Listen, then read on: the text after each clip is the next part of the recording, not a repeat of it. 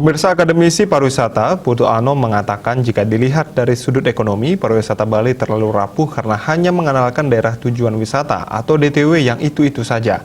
Hal ini menjadi tantangan bagi para ahli di bidang pariwisata.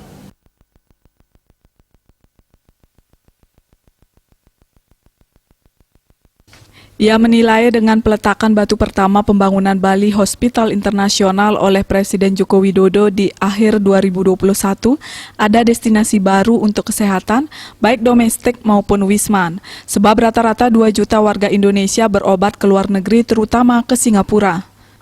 Anom menyebutkan pariwisata Bali harus memiliki diversifikasi produk, di antaranya yang bisa dikembangkan adalah wisata kesehatan atau health tourism, wisata pendidikan dan penelitian, wisata olahraga termasuk yoga untuk kesehatan, sport tourism, wisata untuk kelompok wisatawan lansia, wisata minat khusus seperti wisata alam dan wisata pedesaan dengan mengembangkan desa-desa wisata yang memiliki keindahan alam, keunikan dan lainnya. Meski demikian, ia menegaskan pengembangan pariwisata Bali tetap harus sesuai visi Nangun Satkerti Loka Bali, yaitu dengan mengusung green tourism, pariwisata yang tidak sampai merusak lingkungan alam Bali, menuju pelestarian budaya Bali dan juga memanfaatkan potensi lokal Bali dengan obat-obatan herbal dan healing yang diramu lewat Usada Bali sebagai ilmu pengobatan tradisional Bali.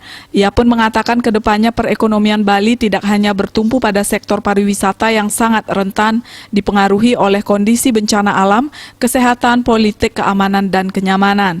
Bali juga seharusnya menyeimbangkan semua sektor yang ada, baik sektor primer maupun sektor sekunder, dan tentu tidak berarti meninggalkan sektor pariwisata sebagai sektor tersier. Cita Maya, Bali Pos melaporkan.